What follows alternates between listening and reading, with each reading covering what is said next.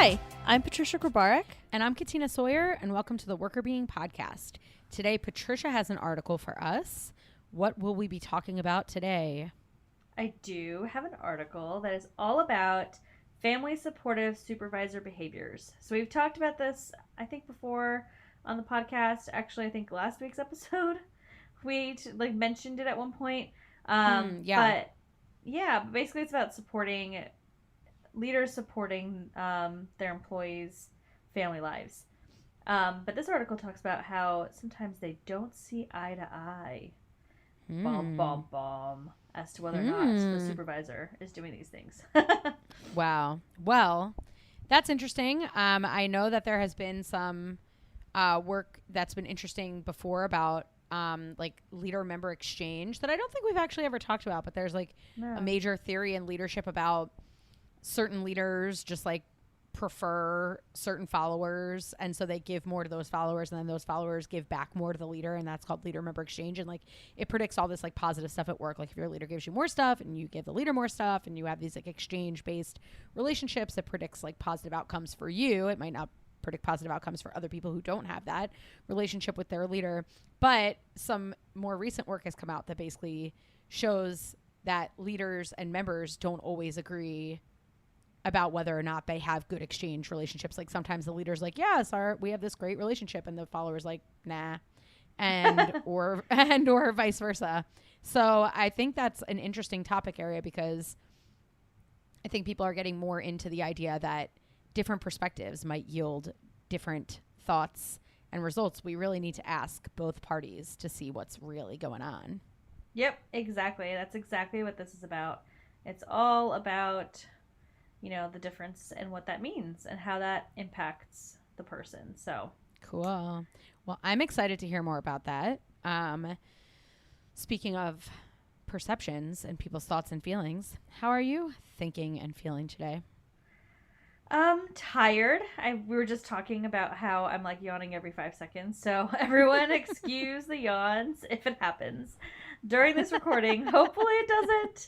And maybe if it does, Allie can cut it out. So there's less yawning. But I feel like I had a fit earlier, of yawns, that is. And I don't know. I was just saying that I was having weird dreams, and I don't know. Last night was weird for sleep, but I do want to shout out to the fact that I saw Allie, our producer, this weekend, socially distanced with masks. Yay. Very far away outside, but I got to see the baby, and she's so Yay. Cute. Cece. So cute. Oh, so cute. So cute. It's very exciting. Yeah, so that was fun. That was a fun thing to do this weekend. I feel like I socialized a bit safely, and I haven't been doing that much, so it was worth it. It was definitely, I feel like I haven't, had those moments. I feel like there's back before COVID, every week I would have a dinner with a different friend group, or, there'd be all this stuff, and I haven't been doing those things at all. I know I went to, for everyone that's listened to the other shows, I know I went to Palm Springs recently, so I should stop whining, but that being said, I haven't had just a normal, we get together and spend a couple hours on a Saturday together type of situation in a while. So it was nice. It was fun. Yeah, I feel the same way. We spent the weekend with friends, and so early on in COVID, well, not early on, but a few months in, we kind of decided we're gonna have to see a few people, and be because we live far away from everyone that we know, we can't just drive to Philadelphia to see people for 2 hours and get in the car and drive back. I guess we could, but it's a lot. Yeah. So we decided that, there's a few people that we'll see, and they're not seeing many people either. And so this one couple that is our best friends, we hung out with them this weekend, and we were saying that even though we've been Zooming with them a lot, and we text with them all the time and stuff like that, it's not the same as actually seeing a person and not looking at a person through a screen. So we had a lot of fun this weekend. It was a good time. Good. Yeah. So that was really nice. We were happy that we got to spend the time. And I agree, just having like a person interaction. I mean, I was even thinking about it the other day that, you know, I used to all the time go to like coffee shops to do work, or, you know, you do that too. Like we both, like when we hang out together, we usually go to a coffee shop to do work. We don't like sit in the house and do work. And so I was very used to like getting up and like going out. If I wasn't in the office, I might like go sit somewhere or whatever. And just even the idea that like I've been indoors all day, every day, and like working from home is nice. But the fact that like I don't ever have a change of scene, I think is also like, oh wow, like whole weeks go by and I like never go outside. That's bad. Like I should be better about that. So I've been trying to do a little bit more of it. Like even that, just like walk around the block or like whatever the case may be, to just like remember that we need human and like natural interaction. Yeah, I think it's really important. And I think the change of scenery is huge because you're right. Like, I would always go to coffee shops too. I really, like, I love being a remote employee. I love working from home. But I do, part of what I guess part of what I love about it is the fact that I can change my scenery, right? If you go into an office, you go to the office every single day. And, like, yes, that's a different scenery than what you had in the morning. But, and you get to see people, which is a great part of it. But it's still the same office. Like, I could choose where I wanted to go. I was able to choose to go to that coffee shop and then a different coffee shop the next day, or, you know, at home for 3 days. And then if, I mean, I'm not a WeWork member, but like there were a couple co-working spaces that have like, you know, day passes that aren't expensive. Sometimes I would do something like that. So like you could pop into different places and it changes your complete setting, which makes, I don't know, it makes you feel way more productive. But I actually am so excited because our building just opened up. Like, we have this brand new pool area, which that's open, but with like conditions, of course. But then we have like this whole new building that's got like a gym and a lounge and study pods. And the gym and the lounge are still closed. But they opened up the study pods, and what that means is you sign up for a time, and you go, and you can just use the pod that you signed up for, and then they give you a time slot, and then you leave, and then there's 30 minutes between you and the person next after you or before you, and they clean, you know, between. So you have, like, a different setting. So I'm still, like, alone, but I'm in, like, this little pod where it's like all glass, so I could see outside. I could see the other people in their pods, and I'm in just a completely different space than my house. And like I've done it a couple times already, and I feel like I'm gonna try to do it like at least, you know, on less busy weeks, maybe once a week. And I think so that's been really nice for me. I'm like, oh my god, there's a new place I can go. It's not a coffee shop. I have to bring my own stuff with me, but it's still like a different setting, and it's kind of cool. No, that's awesome. And I think that's what it is. It's like change of scene is huge. And also, like you were saying, like you haven't had a lot of connection with like anybody like relationally. So like you're seeing Allie, even though like you're like distance and stuff, it's like different than just like, you know, being through a screen. And then it's also like not only are you seeing everyone through a screen, but like you're seeing the same scene over and over again. Like it's like just even more like kind of isolating feeling. Like I can't go anywhere and I can't see anyone is kind of like blah. So yeah, I think anytime you can get a little change of scene, and that's why I've been trying to, if I have like, you know, 15 minutes between meetings or something before. I think in the beginning I was pretty good about trying to do something like walk outside or whatever, because we had like just moved here, so I was like so excited, like, oh, we have this like yard now and I can like go stand out here or whatever. So I was like better about it. And then as time went on, I think I like went back to just like not being as good about taking the breaks in between the meetings, and like I habituated to being inside more. Yeah, but I think that's bad. So now recently I've been trying to, if I have 15 minutes between a meeting, instead of you know, just sitting there for 15 minutes, I'm like refreshing my email or like doing some other task online that I need to get done. I'm like trying to be like, okay, I can do that later. Let me get up and actually like move around, go outside for a minute, whatever, because it does make a difference. It really does. And I feel like I am in the same boat where like at the beginning I was like, I'm going to take my work outside and I'm going to sit on the, like I made Danny order like this bench that we have on the balcony now, and he put it together, and I know it was like, he gets so mad because he put all this effort putting it together, and I feel like I've not been out there in so long. One, it gets pretty hot during the summer, so like in the middle of the day I'm not gonna sit out there. There's not like shade or anything, and it's been too hot, so maybe in the fall when we actually have fall weather, because we're still like 90 degrees, but when we actually have fall weather, maybe I will go out there. But like, I insisted in March that he get this bench so that so I can sit out there if I want to. And then I was walking a lot more, like going and taking some walks here and there just to be out of the house. And then I feel like I'm the same way, where it's like lately it's like it's easier to just get sucked into all the work and like being at home. And now I'm like used to being at home, and so I feel less of that like intense need to get outside. But I feel like that's really bad. Like we're getting too adjusted almost.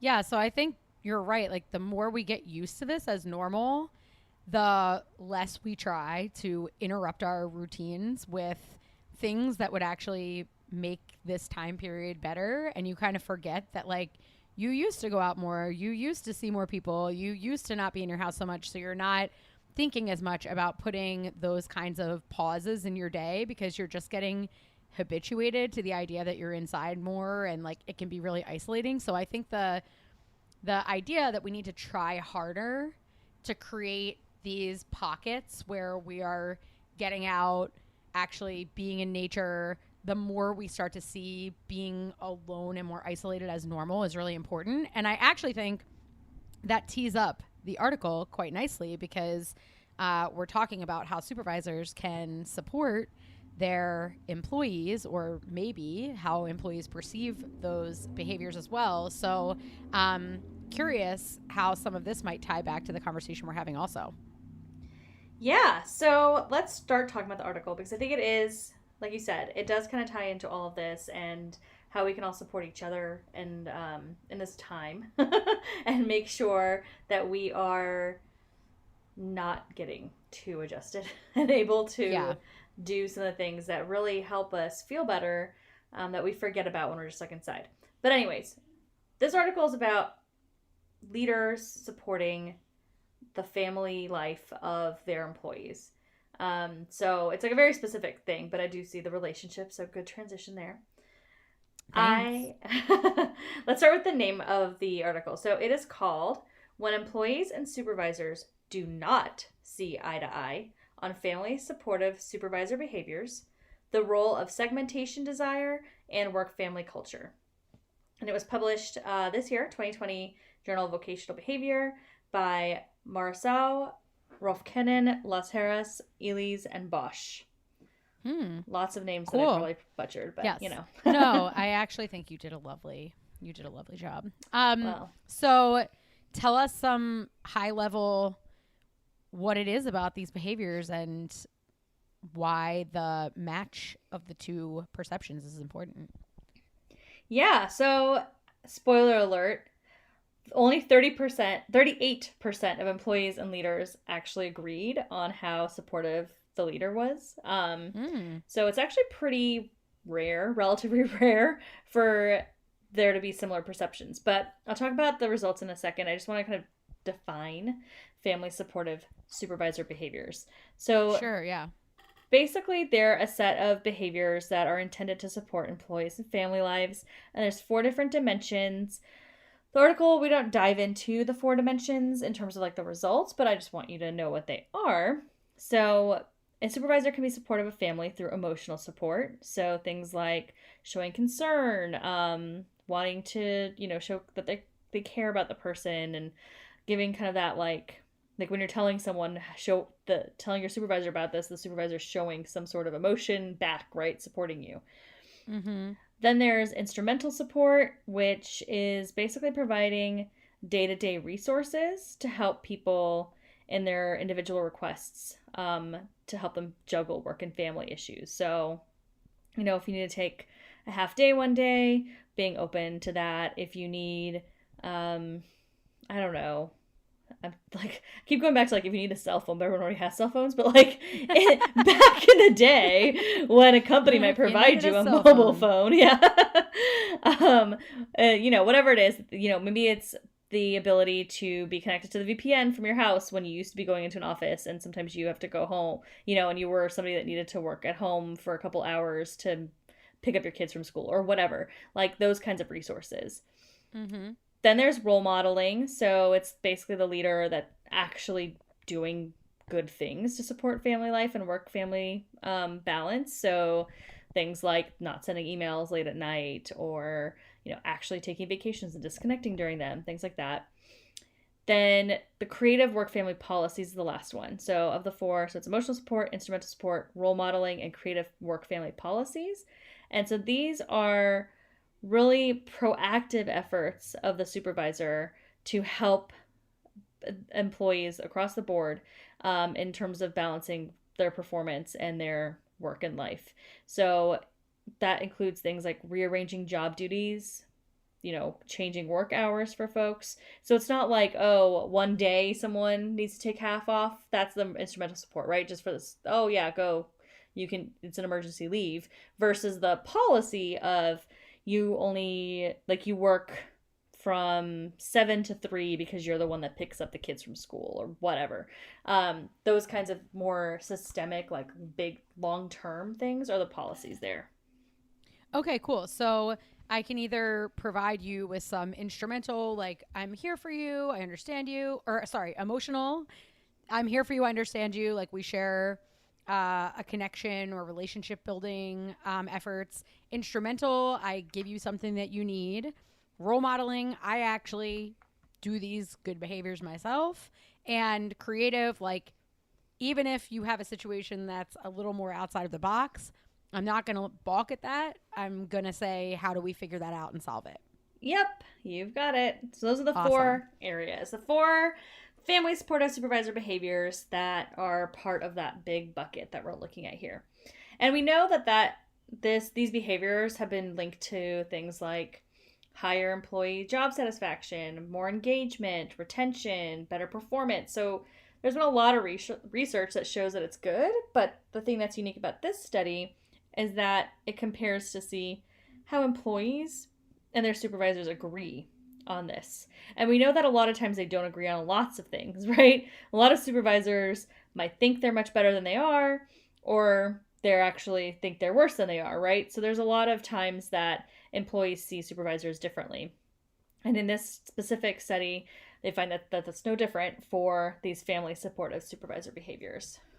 Yeah, that's really interesting. And I think that that's true, that a lot of times supervisors feel like if they're providing things that they personally would find helpful, but not thinking about what everybody else would find helpful, they perceive themselves as being helpful. So I wonder if that, I know that this paper won't get into that, but I wonder if that's part of it too, is like, oh, the work family resource I would need is this. So I provide just that, but I don't take the time to say like, oh, maybe my situation isn't the same as everyone else's. Or maybe, maybe you're not a person that asks for a lot of emotional support. So you're a very like unemotional, not there for people type person, but you don't think that that's a big deal because that's not something that you would value as highly or whatever the case may be. So I often think that people's blind spots are around things that they don't value as much or they don't see as being as important.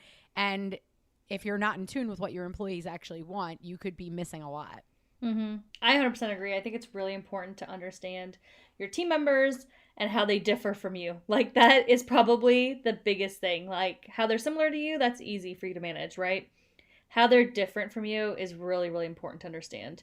And I personally have been, like, thinking about that and realizing that. And, my team members, my employees, and we have a lot of differences. Like, I am much more outgoing. I like working directly with clients. My team is really in the data, so they're not as interested in dealing with clients.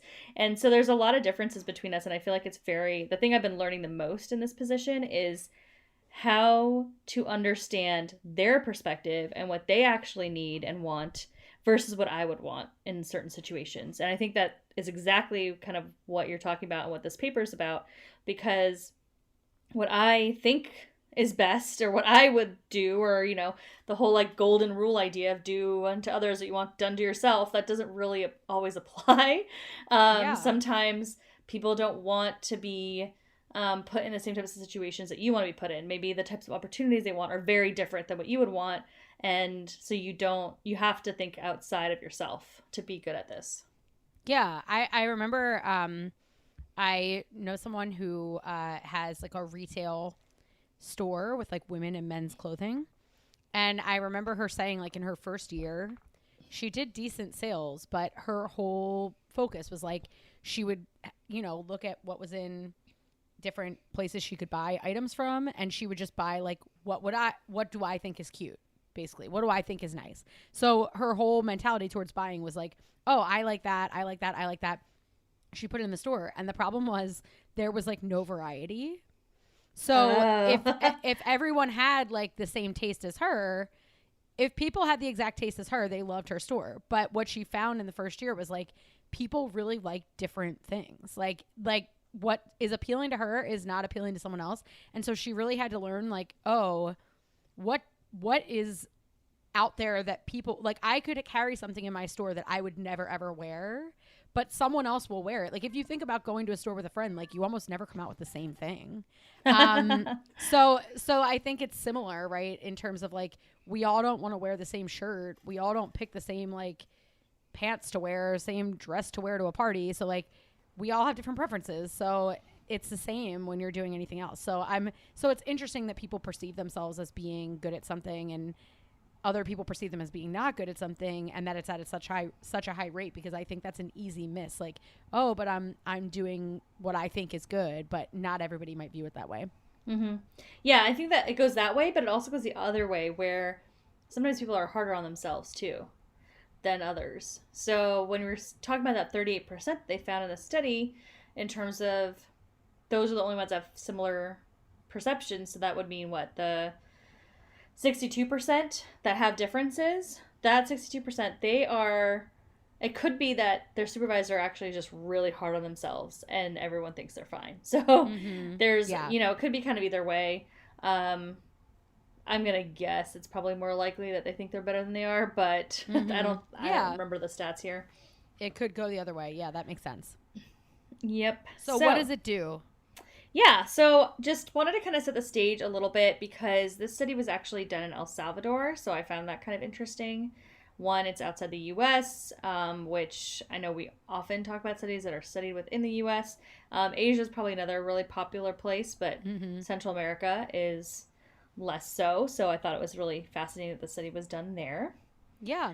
And something to note there that they specifically called out in the article is that El Salvador is a more conservative country, holds a lot of patriarchal social attitudes that are reinforced by a more traditionalist view on religion and family-centered values. So something to keep in mind, that the family is very important in this society, but there's also these patriarchal views as well. So that's just a context for what the results are housed in.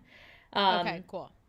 But interestingly, employees actually work long hours, even when you compare them to the U.S. So in El Salvador, people tend to work really long hours, and a lot of the companies there are behind even the U.S. in implementing work-family policies. And you guys have all heard how much we say the U.S. sucks at work-family policies anyways. Yeah, right. So I think this is even more in need. Yes, exactly.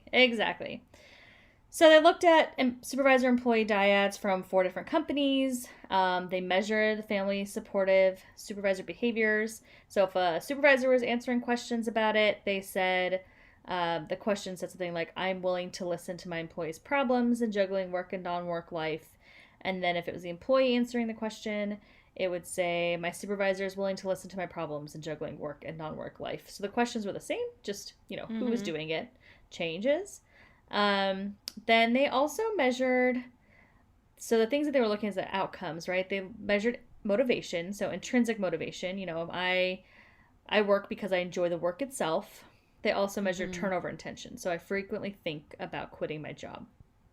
So those 2 things we know are related to employee wellness and satisfaction and all of the good things. So those are their outcomes. And they also measured, just so that we know when we get to it, they measured work-family culture, and they measured desire for segmentation. So work-family culture is basically where They're measuring whether or not there's a positive culture to help employees manage their work and life within the whole organization. So not at the the level of a leader that has impact day to day, but from policy perspective. So example, like the question might be, many employees are resentful when men in the organization take extended leave to care for newborns or adopted children, or employees are often expected to take work home at night and or the weekends. So that's the kind of bigger culture that the people are sitting in outside of just what their supervisor is doing. Their supervisor could be great, but the culture could suck, right? Yeah. Okay. And so they're talking to a bunch of different employees from different organizations in this survey. So they're surveying a bunch of people from across, and they're looking at whether variation in the company culture that they're in means anything in this equation. Yep. And then the final thing is that segmentation piece. So basically, the desire for segmentation is how much does somebody want there to be a break or boundaries, like real boundaries between work and life and work and their home life. Obviously, now with COVID, I think we've been talking about how we're just trapped at home and working all the time, and that's the boundaries have blurred for most of us. But generally speaking, this is more about the person's desire and what they want. Do they want a boundary between work and life?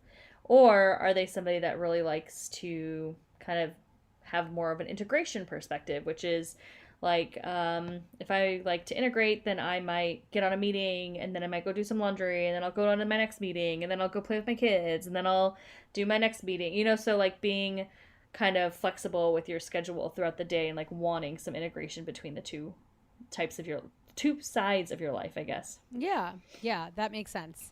Okay, so all of these things, we got intrinsic motivation, we got turnover, we got culture, we got segmentation. How do they all relate to whether or not you agree with your supervisor about family supportive supervisor behaviors? Yeah, so there's a lot of findings here, so I'm going to pull out like the main ones that I think are important to share. So first off, just from a very high level, employees' perceptions of high family supportive supervisor behaviors. So if an employee that thinks their leader is doing a good job in supporting, that employee is less likely to think about turnover, and they're more likely to have intrinsic motivation. So they tend to not want to leave, and they tend to be motivated at work. Okay, great. Yeah, so pretty straightforward for that one. Yeah. Then when you look at employees and supervisors agreeing, so if they both agree that the supervisor is good, the same thing stands, right? So if both employees and supervisors recognize the person's good at being supportive of family, the employee is less likely to want to leave and more likely to be motivated at work. Okay, great. Then if there's a disagreement, employees have high motivation only if the supervisor is underestimating how good they are. Yeah. So it kind of makes sense, right? So it's not that the supervisor is bad, it's just the supervisor doesn't realize how good the employee thinks they are. Right. And the supervisor might not even be aware that the employees think that they're good. Obviously, they're not aware that the employees think that they're good based on that. So basically that you could have a really good environment, but whether or not the supervisor knows it's a good environment might not make a big difference for your motivation. Like, you're still going to find the environment makes you want to do your job well. Yes, exactly. And then it's where it starts to get a little bit more complicated when you start to look at these other areas. I mean, one thing that I'll start with is one that's slightly easier.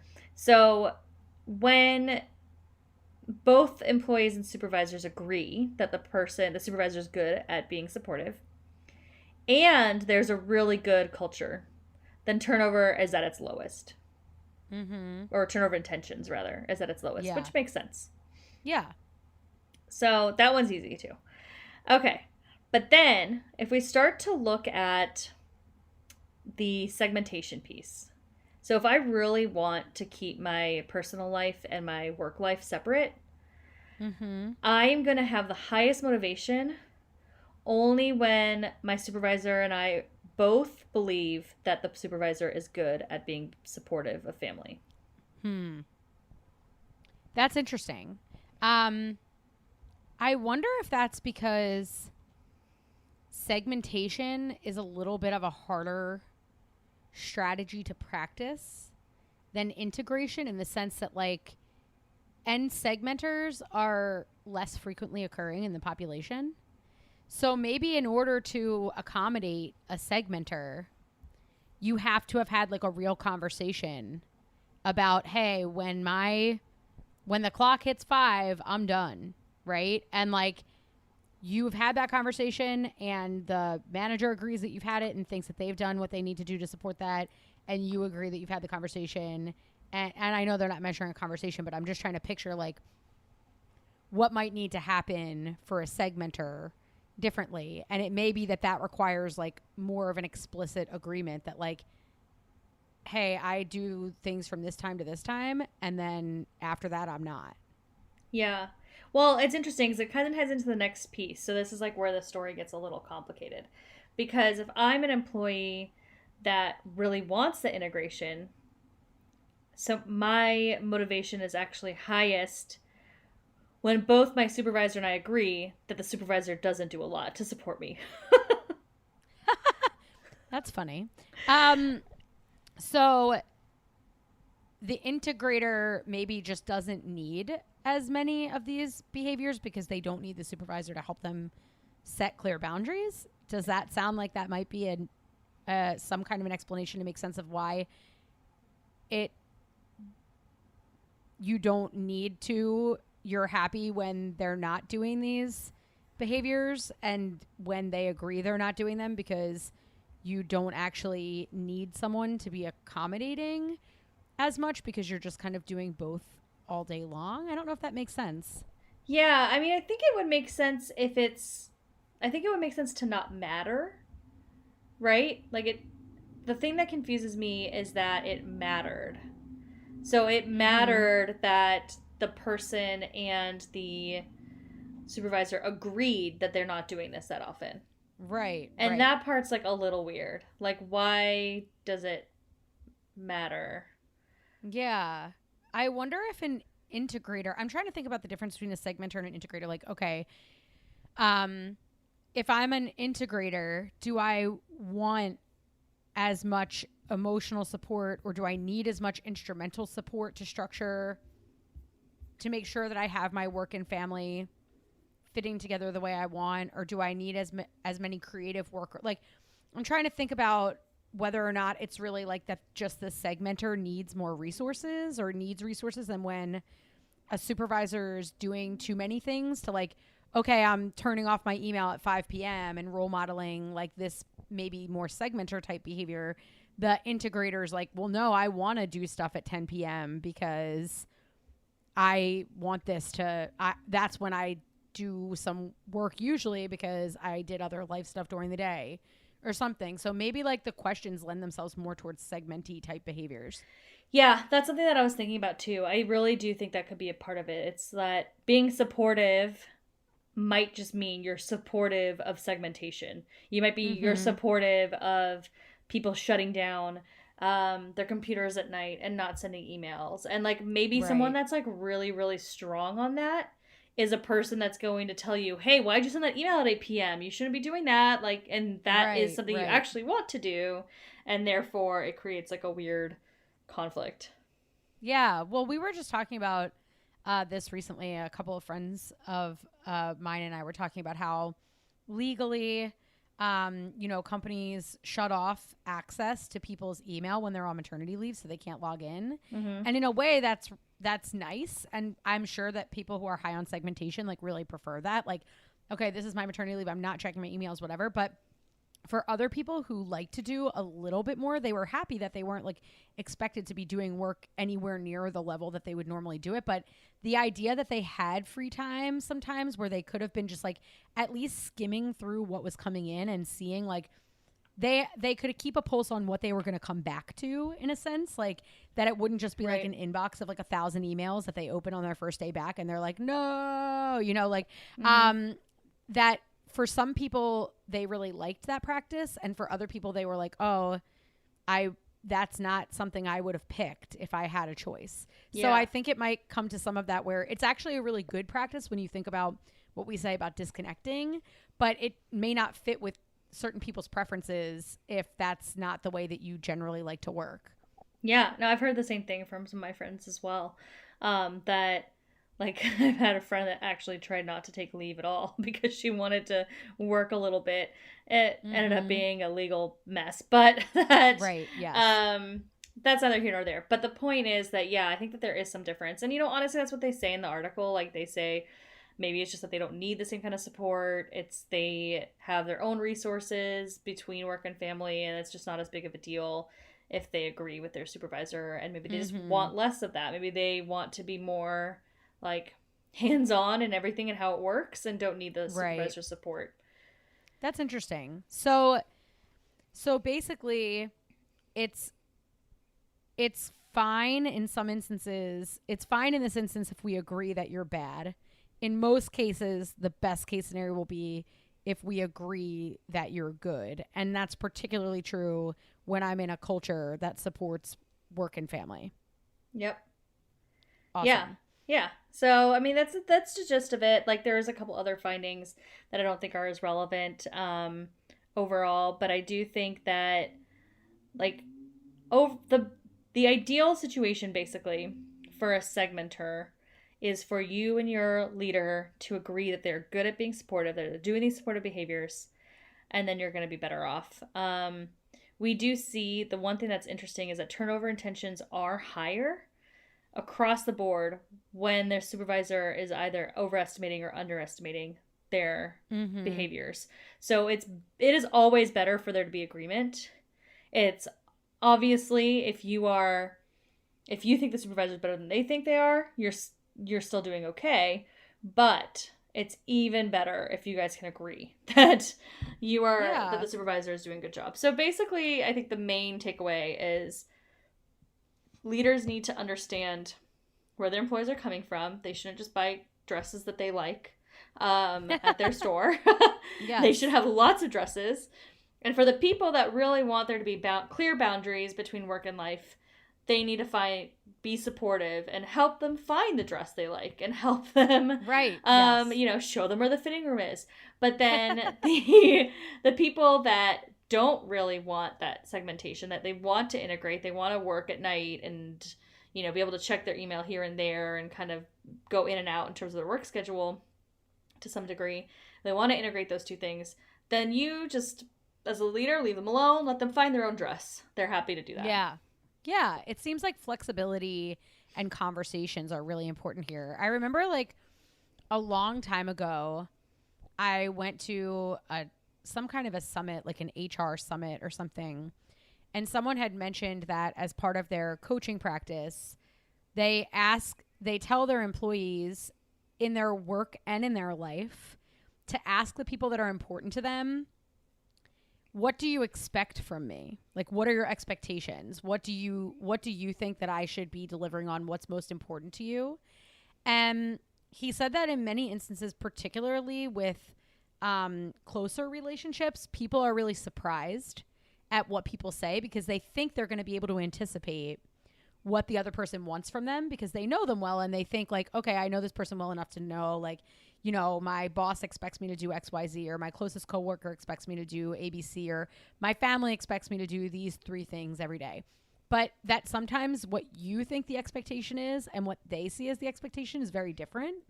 And then that actually changes how you spend your time because if most of us spend time, wanting to make sure that we're making the people around us happy, and not to a point where it becomes like, that's all you're doing and you're never making yourself happy. But like, you want to do a good job at work. You want to be a good coworker. You want to be a good family member.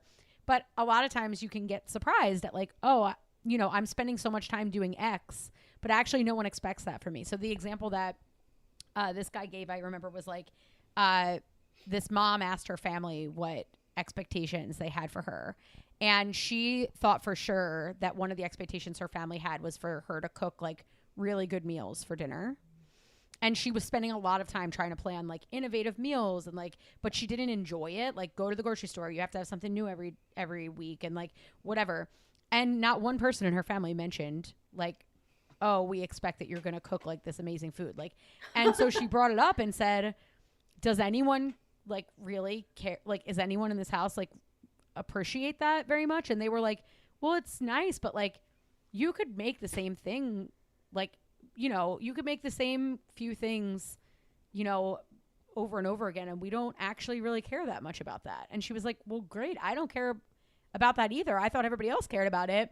And then all of a sudden, like, she found a way to free up some time that wasn't so doing like good things for anybody. So I guess you know, the same thing could be said with supervisors here. When you have that conversation about what do your employees expect from you in a work family situation, you might get some surprising answers, and that might give you some really good information about how you should actually be allocating your time instead of trying to take a guess at what you think they want.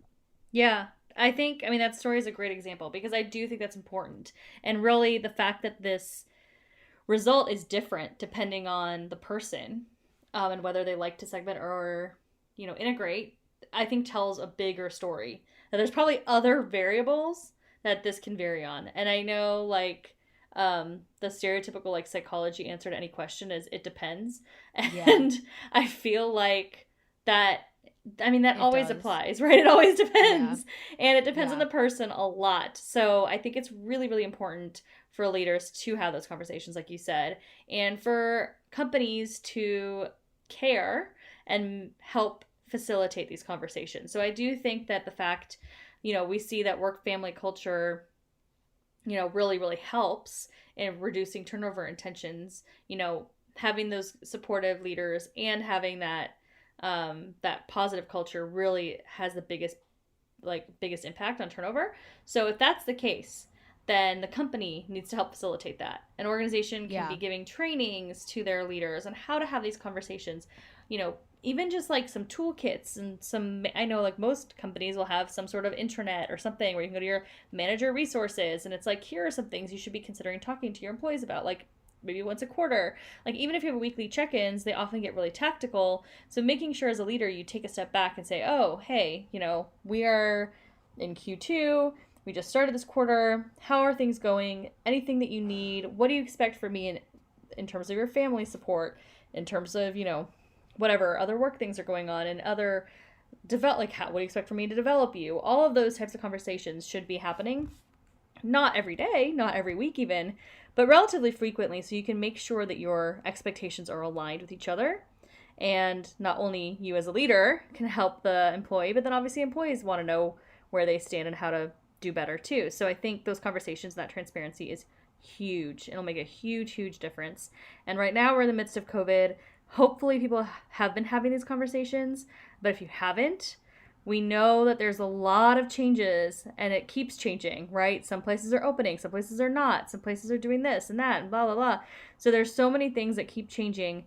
It's, I think, more critical than ever to just keep the communication lines open and check in on your employees and ask them, what do you need? How can I support? And if they don't want any support, back off and let them be. Yeah, I think you're right. I think that this takeaway is all about communication, conversation, and, you know, obviously a lot of people are not having these conversations because they share very different perceptions of themselves and what others see. So it's always good to get an external perspective on how you're doing. You might surprise yourself and find out you're doing better than you thought you were, which is good. But you know, I think that communication's huge, and families are different. People's situations outside of work are very different. So there won't be a one size fits all, but what can be a strategy that sort of applies as a blanket is, you know, flexibility as a constant state of being. Like the rule is to be flexible and to listen. So I think if leaders can do more of that, it sounds like that will help employees to want to stick around and also help them be more motivated to keep going. I agree. So I think we talked a lot about what leaders can do, what organizations can do. If we want to touch on for a second, like what employees can do, I mean, if you're comfortable, it might benefit you to start these conversations with leaders if they aren't doing it themselves, right? If you're a leader and if you have a decent relationship or positive relationship with your leader, then maybe you can start the conversation if they aren't doing so themselves. And I think you can also help your team members. So especially your team members that are really, that you know, like really like to clock out at 5 and be done. Like, and you maybe aren't that person. Think about how you two can work together to help each other. So if your leader sucks, it happens, but maybe there's things you can do as a team member to support each other and get the support you need when you have things that you need to do in terms of your segmentation or whatever you like from a work-life balance perspective. Yeah, and I think the only other thing that I would add to that is that the data also speaks to the idea that there are some managers who are doing a good job and they don't know it. And even though they're your boss, doesn't mean you can't tell them they're doing a good job. So if you think that your boss is doing a particularly good job at being supportive of family stuff, tell them.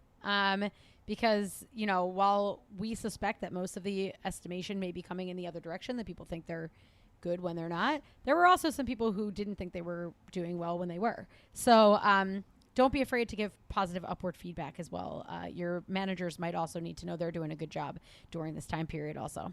Yeah, that's a really great point. Make sure that you are sharing feedback too. If you want feedback, if you want support, you can do that in an upward fashion as well. So I love it. Love it. Thank you so much for reading this article. It was really interesting, and I think family and supporting work-life balance is even more important now than ever, that people's work and life are so overlapping. So yeah, this is very timely. Yeah, it definitely is. All right. Well, we'd love to hear from all of you listeners as well. If you have any questions, feedback, thoughts you want to share, please reach out. You can email us at contact@workrbeing.com. You can find us on our website, workrbeing.com, which I think when this airs, we might be a few days away from a new website, so you should go check it out. You should check it out if you haven't yet, and if it's not updated yet, remind yourself to go next week.